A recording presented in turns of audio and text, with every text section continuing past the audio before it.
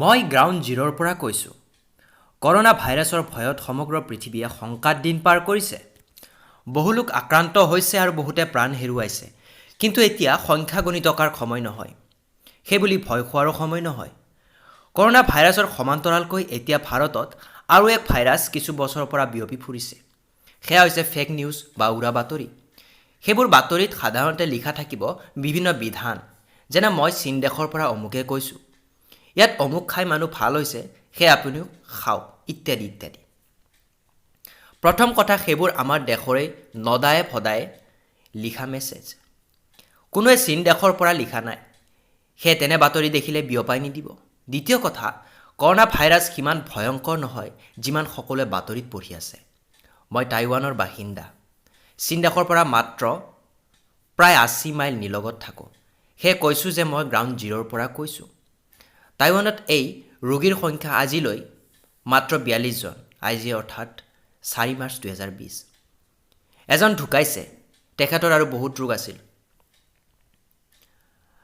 আৰু ১২জন বৰ্তমান আৰোগ্য হৈ ঘৰলৈ উভতিছে। সঠিকভাৱে নিজক বচাই চলিলে এই ৰোগৰ পৰা হাত সাৰিব পাৰি আৰু চিকিৎসাৰ দ্বাৰা আৰোগ্যও হ'ব পাৰি। যোৱা ৩-৪ মাহ আমি ইয়াত তেনেকৈ চলি আছোঁ আৰু সাধাৰণভাৱে কাম কাজ কৰি আছোঁ।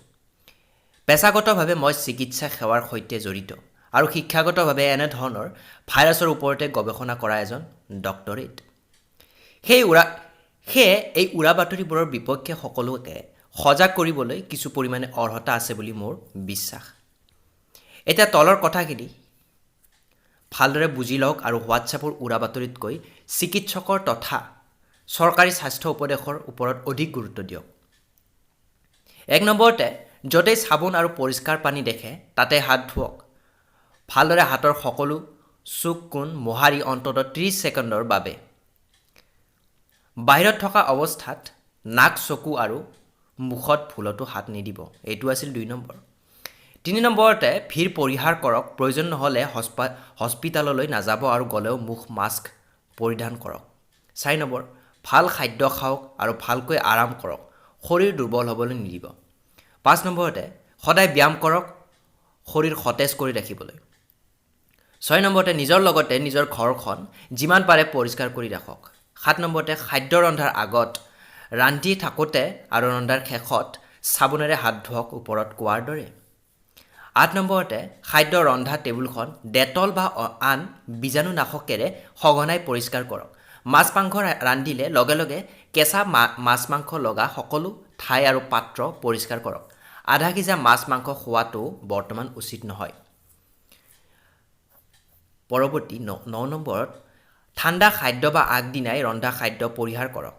খাদ্য সদায় উতলাই বা গৰম কৰি খাব। ৰুম তাপমাত্ৰাত খাদ্য অধিক সময় নাৰাখিব। ৰুম তাপমাত্ৰাত খাদ্য অধিক সময় নাৰাখিব। ১০ নম্বৰতে, বাহিৰৰ পৰা আহি কাপোৰবোৰ পাৰিলে বাহিৰতে খুলি বতাহ লগাকৈ মেলি ৰাখক। জেকেট, ছুৱেটাৰ এলকহলেৰে মোহাৰি দিব পাৰে। ঘাম লাগি থকা কাপোৰ হয় লগে লগে ধুই পেলাওক, নহ'লে মেচিনত ভৰাই ৰাখক।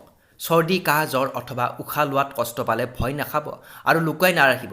সেয়া সাধাৰণ জ্বৰো হ'ব পাৰে, কিন্তু ১০৮ অথবা হস্পিটেলত ফোন কৰি জনাই দিয়ক সকলো। বাহিৰলৈ ওলাই নাযাব আৰু মাস্ক পৰিধান কৰি ঘৰৰ মানুহৰ পৰা দুহাতমান দূৰত্ব বজাই ৰাখক। কাহ উঠিলে মুখখন হাতেৰে ঢাকি ল'ব। ঘৰত সতেজ বতাহ চলাচলৰ সুবিধা কৰি দিব। মনত ৰাখিব, কৰোনা ভাইৰাছে আপোনাৰ একো ক্ষতি কৰিব নোৱাৰে। ক্ষতি কৰিব উৰা বাতৰি আৰু আপোনাৰ অসজাগতাই। উৰা বাতৰি বিয়পাতকৈ এই মেছেজটো বিয়পাব পাৰে। মনোজ মন, টাইৱানত কৰ্মৰত অসমীয়া সংগ্ৰহ। ধন্যবাদ। জয় আই অসম।